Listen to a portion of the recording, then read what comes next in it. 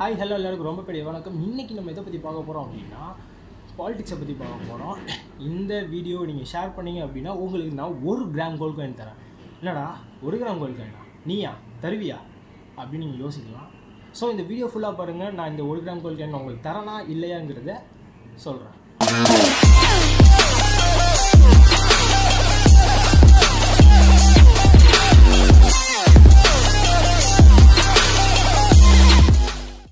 ஒரு கிராம் நான் gold coin தரேன்னு சொன்னப்போவே இவ்வளோ யோசிச்சிங்க.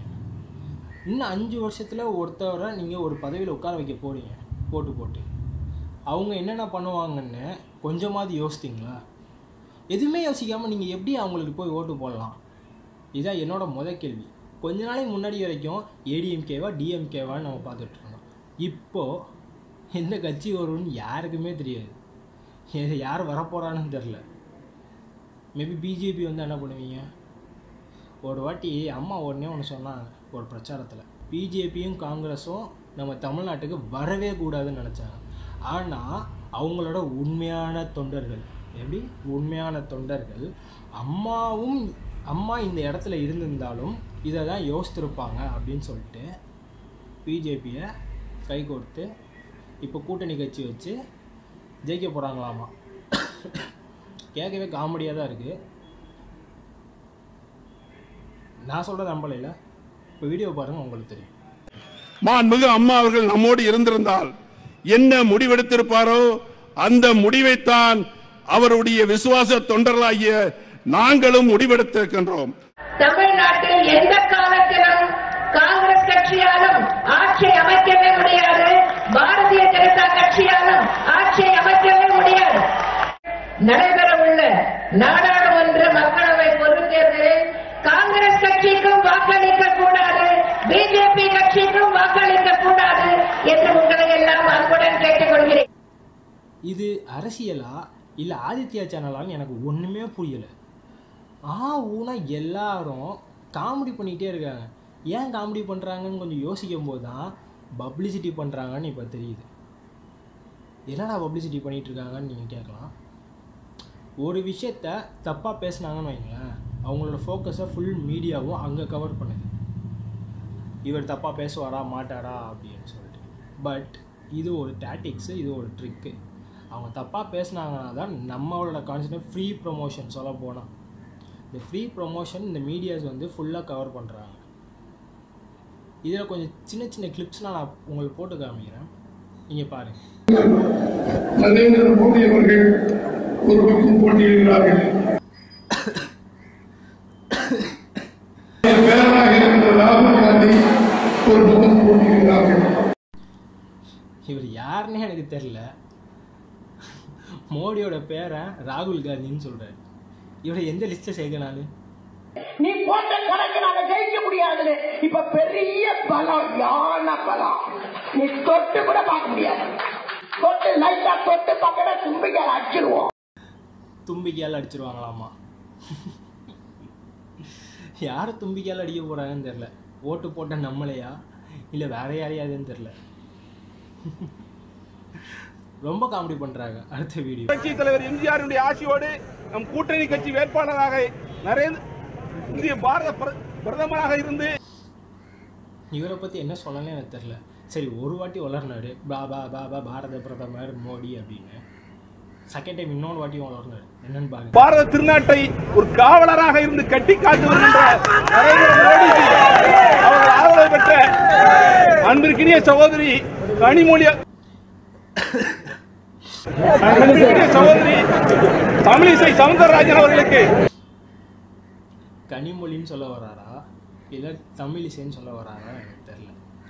ஆனால் எனக்கு தெரிஞ்சு ஏடிஎம்கேயும் டிஎம்கேயும் ஒன்றா சேர வாய்ப்பு இல்லை. அதனால இவர் தமிழிசை தான் சொல்லியிருப்பாருன்னு நினைக்கிறேன்.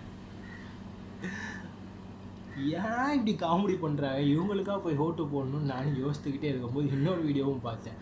அதுவும் பார்க்காம அம்பின் நுனியும் குருவியின் கழுத்தும் தான் உன் கண்ணுக்கு தெரிய வேண்டும் அர்ஜுனா. அர்ஜுனா, அன்புமணி ஆகிய நான், தம்பி அன்புமணி ஆகிய நான், இந்த கொஞ்சம் தம்பி கையில் வில்லில் அம்பு, கண்ணில் குருவியின் கழுத்து. எனக்கு அப்படித்தான் தெரிகிறது என்றாரே. அண்ணா சொன்னார். இவர் மேடையில் கூட ஒழுங்காக பேச மாட்டேங்கிறாரு. நம்மளுக்கு என்ன பண்ண போறாருன்னு கொஞ்சமாக யோசித்தீங்களா நீங்கள்? இவ்வளோ நேரம் காமெடியாக பார்த்தோம். இப்போ சீரியஸான ஒரு சில வீடியோஸ் நான் பார்க்கலாமா? திமுகவோட தொண்டர் ஒருத்தர் கடந்த 5 ஆண்டுகளாக நீங்க எங்க போயிருந்தீங்க அப்படின்னு அன்புமணி கிட்ட வாக்குவாதத்துல ஈடுபட்டிருக்காரு. கடந்த முறை வெற்றி பெற்றீர்கள், இந்த 5 ஆண்டுகளாக நீங்க எங்க போனீங்க, 8 வழி சாலையே எங்களுக்கு வேணாம் அப்படின்னு மக்கள் எல்லாருமே போராடுனாங்க, அந்த சமயத்துல நீங்க எங்க போனீங்க அப்படின்னு கடும் கோவத்தோட அன்புமணிய பார்த்து கேள்வி எழுப்பியிருக்காரு. இந்த விஷயத்த அருகிலிருந்து பார்த்த செம்மலை எம்எல்ஏ அந்த தொண்டரை சமாதானப்படுத்த முயன்றிருக்காரு. இருந்தாலுமே ஒரு கட்டத்துல கோபம் அடைஞ்சு செம்மலை கேள்வியா கேக்குற அப்படின்னு கேள்வி கேட்ட தொண்டரை வாயிலே அடிச்சிருக்காரு அப்படின்னும், இதனால பயந்து போன தங்கராஜ் அப்படின்ற அந்த தொண்டர் கேள்வி கேட்பதை நிறுத்தியிருக்காரு. அன்புமணியோட பாதுகாப்புக்கு வந்த போலீசார் தங்கராஜ செம்மலை கிட்ட இருந்து மீட்டு வெளியே கொண்டு வந்திருக்காங்க. பிரச்சாரம் பண்ணிட்டு இருக்கும்போது ஒருத்தன் வந்து நம்மள்கிட்ட ஒரு கேள்வி கேட்டான்னா அதுக்கு பதில் சொல்றவன் தான் உண்மையான அரசியல்வாதி. பட் எவனோ ஒருத்தன் கத்திக்கிட்டு இருக்கான், நம்ம எதுக்குடா போய் பேசணும் அப்படின்னு நினைக்கிறவன் அவனுக்கு எதுக்கு நம்ம ஓட்டு போடணும்? நம்ம பிரச்சனையை மாற்றணும்னு சொல்கிறதுக்காக தான் நம்ம ஓட்டு போட்டு உள்ளே ஒருத்தவனை உட்கார வைக்கிறோம். ஸோ அவனே நம்மளை மதிக்காத போது நம்ம ஏன் அவனை மதிக்கணும்? ஒரு டைமில் பெட்ரோல் விலை வந்து ரொம்ப 90 ரூபாய்க்கு மேலேனா ஒரு வாட்டி ரைஸ் ஆச்சு. அந்த டைமில் ஒரு ஆட்டோக்காரர் ரொம்ப பாடுபட்டு வந்திருப்பாடு போல். தமிழ் சைட்டை பார்த்து அவர் தெலுங்குக்காரர், ஆக்சுவலாக தமிழிசை அந்த டைமில் வந்திருக்கும் போது பெட்ரோல் ரேட்டு என்னம்மா அப்படின்னு கேட்டதுக்கு அங்கே இருக்கிற தொண்டர்கள் அவரை பிடிச்சி இழுத்து அடி நடிச்சிருக்காங்க. அதையும் பார்த்துட்டு பார்க்காத மாதிரி இருந்த தமிழிசையோட ரியாக்ஷனையும் பாருங்க. ஒரு நிமிஷம், பெட்ரோல் விலை டெய்லி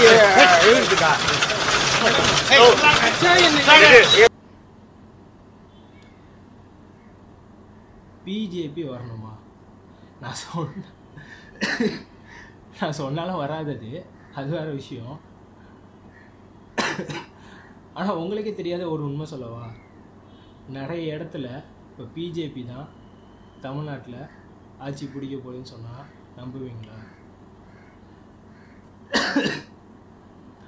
சும்மா கூகுளில் சர்வே பண்ணி பாருங்கள்.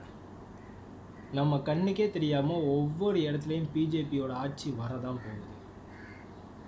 நம்ம இந்தியாவிலேயே யங்ஸ்டர்ஸ் தான் அதிகமாக இருக்காங்க. அதுவும் யங்ஸ்டர்ஸ்லேயே இன்ஜினியரிங் கிராஜுவேட் ஆன யங்ஸ்டர்ஸ் அதிகமாக இருக்காங்க. இன்ஜினியரிங் கிராஜுவேட்ஸ் ஆன யங்ஸ்டர்ஸ்க்கு நிறைய பேருக்கு இங்கிலீஷ் தெரியும். இவர் எந்த தைரியத்தில் இங்கிலீஷை தப்பாக டிரான்ஸ்லேட் பண்ணாரு எனக்கும் தெரில. நம்ம என்ன முட்டா போயலா? So all the insurance of Jammu and Kashmir was given to Mr. Anil Ambani.